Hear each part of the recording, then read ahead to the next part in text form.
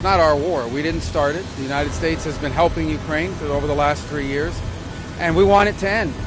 Russia Ukraine যুদ্ধ যেন একটা ধারাবাহিক মঞ্চনাটক, যার প্রতিটি দৃশ্যে নতুন মোড় আর প্রতিটি চরিত্রের মুখে ভিন্ন সংলাপ। এবার সেই নাটকের মঞ্চ ছাড়ার হুমকি দিলেন সেই চরিত্র যিনি এখন পর্যন্ত নিজেকে দাবি করছিলেন এই যুদ্ধ থামানোর সবচেয়ে গুরুত্বপূর্ণ চরিত্র হিসেবে। মার্কিন প্রেসিডেন্ট ডোনাল্ড ট্রাম্প তার নির্বাচনী ক্যাম্পেইনের সময় বারবার একটা কথাই বলেছিলেন, আর তা হলো তিনি ক্ষমতায় আসলে 24 ঘন্টার মধ্যে রাশিয়া ইউক্রেন যুদ্ধ থামাবেন। তবে ক্ষমতায় আসার পর থেকেই সুর পাল্টেছেন তিনি। যুদ্ধ থামানোর দায়িত্ব নিলেও এখন বলছেন ভিন্ন কথা, আর তা হলো শান্তি চুক্তি না হলে যুক্তরাষ্ট্র সরে দাঁড়াবে রাশিয়া ইউক্রেন যুদ্ধ থেকে। ট্রাম্প এতদিন শান্তির মধ্যস্থতাকারী সেজে বিশ্বকে মানবতার পাঠ দেখালেও এখন প্রেসিডেন্ট হিসেবে হোয়াইট হাউসে বসেই বলছেন যদি কিয়েভ বা মস্কো বাধা হয়ে দাঁড়ায় তাহলে সরে দাঁড়াবে যুক্তরাষ্ট্র।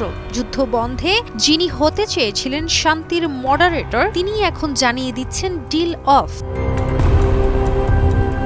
সম্প্রতি ওভাল অফিসে বসে ডোনাল্ড ট্রাম্প সাফ জানিয়ে দেন মস্কো বা কিয়েভ যদি শান্তি চুক্তিকে জটিল করে তোলে তাহলে আমেরিকা আর এগোবে না। তিনি আরও জানান নির্দিষ্ট সময়ের মধ্যে যুদ্ধবিরতির আশা না করলেও অন্তত দ্রুত এই যুদ্ধের অবসান ঘটুক এমনটাই চান তিনি। ট্রাম্প একা নন, তার এই মন্তব্যের ঠিক আগেই এক ধাপ এগিয়ে সতর্কবার্তা দিয়েছিলেন মার্কিন পররাষ্ট্রমন্ত্রী মার্কো রুবিও। প্যারিসে ইউরোপীয় নেতাদের সঙ্গে বৈঠকের পর তিনি বলেন ইউক্রেন রাশিয়া যুদ্ধবিরতির বিষয়ে কোনো অগ্রগতি যদি না হয় তবে আমেরিকা এই শান্তি আলোচনার চেষ্টা থেকে সরে যাবে।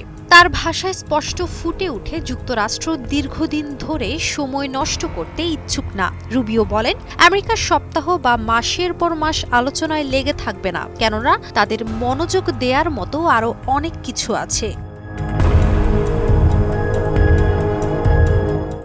শান্তি আলোচনা চললেও এর পেছনে কাজ করছে আরেকটি খেলা, আর তা হলো অর্থনীতির খেলা। রুবিওর বক্তব্যের কয়েক ঘন্টা আগেই কিয়েভ ও ওয়াশিংটন এক বিনিয়োগ চুক্তির প্রথম ধাপ ঘোষণা করে, যেখানে বলা হয় ইউক্রেন পুনর্গঠনের জন্য একটি যৌথ তহবিল গঠিত হবে। 26 এপ্রিল থেকে এই চুক্তি কার্যকর হবে। তবে এখানেই আসল টুইস্ট, আর সেটি হলো সম্প্রতি ফাঁস হওয়া এক নথিতে উঠে এসেছে এই চুক্তির আওতায় আমেরিকা পেতে যাচ্ছে ইউক্রেনের জ্বালানি অবকাঠামো, তেল, গ্যাস ও খনিজ সম্পদের নিয়ন্ত্রণ। চুক্তিতে শুধু খনিজ নয়, গোপনে জ্বালানি অবকাঠামো, তেল, গ্যাস এবং ইউক্রেনের ভবিষ্যৎ নিরাপত্তা কাঠামো নিয়েও যুক্তরাষ্ট্রের প্রভাব বিস্তার নিয়ে কথা হয়েছে। চুক্তির মাধ্যমে যুক্তরাষ্ট্র ইউক্রেনে তাদের ব্যবসা সম্প্রসারণ করতে চায়। এই প্রেক্ষাপটে অনেক বিশ্লেষকই বলছেন যুক্তরাষ্ট্রের কথিত শান্তি চেষ্টা আসলে একটি অর্থনৈতিক ও ভূরাজনৈতিক গেম, যেখানে যুদ্ধের ভেতরেও চলছে সম্পদের দখলদারি।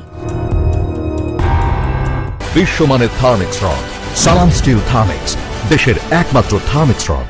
এছাড়াও সাংবাদিকদের উদ্দেশ্যে ট্রাম্প বলেন তিনি চান ইতিহাস তাকে শান্তিদূত হিসেবে মনে রাখুক, কিন্তু ইতিহাস কি হিসেবে মনে রাখবে জানতে হলে অপেক্ষা করতে হবে রাশিয়া ইউক্রেন যুদ্ধের পরবর্তী দৃশ্যপটের জন্য। কেননা এই যুদ্ধ শুধু অস্ত্রের নয়, এটা আধিপত্যের, অর্থনীতির আর শান্তির খোলসে এক ভয়াবহ রাজনীতির। তাহলে প্রশ্নটা এখন খুব সোজা, ডোনাল্ড ট্রাম্প কি সত্যি এই যুদ্ধ থামাতে চান, নাকি শান্তির মুখোশ পরে স্রেফ এক অর্থনৈতিক সাম্রাজ্য গড়ার পথে হাঁটছেন, যেখানে যুদ্ধবিরতি মানেই এক পাশে অস্ত্র নামানো আর আরেক পাশে জ্বালানি, গ্যাস আর খনিজের ওপর নিয়ন্ত্রণ বসানো। কাজী অহনা, নিউজ 24।